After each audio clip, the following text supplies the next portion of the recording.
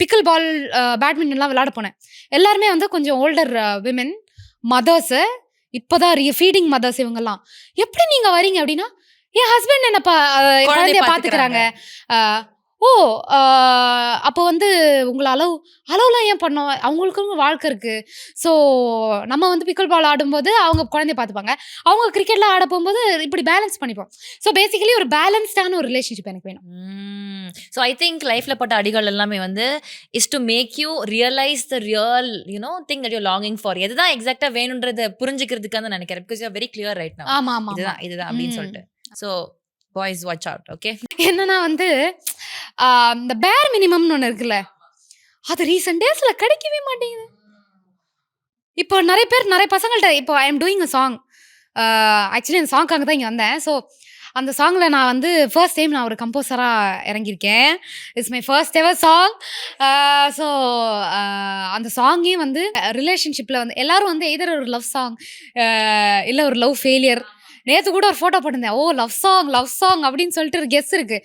ஆனால் வந்து இல்லை, இந்த சாங் ஸ்பீக்ஸ் அபவுட் ஒரு பொண்ணு ரிலேஷன்ஷிப்பில் இருக்கா, she is not even getting இந்த திங்ஸ். இது தானடா கேட்டேன், இதுவே உனக்கு பண்ண வரலையாடா. சரி, இப்போ நீங்கள் சொல்லுங்க, சிவாங்கியோட இது தானடா அப்படின்னா அது என்னெல்லாம் இருக்கும்? இப்போ இந்த டைம் ஸ்பெண்ட் பண்ணுறதுன்னு ஒன்று இருக்குல்ல, கிவிங். இப்போ உடனே டைம் எப்போவுமே என் கூட தான் இருக்கணும், என் பின்னாடியே இருக்கணும் அப்படி நான் மீன் பண்ணல. ஓகே, உடனே இப்போ இந்த பசங்கள்லாம் கமெண்ட்ஸ் வந்து ஓ உடனே வந்து உனக்கு பின்னாடியே வரணுமா அப்படி இல்லை, அது இல்லை, நீங்கள்லாம் தப்பாக புரிஞ்சுக்கிறீங்க.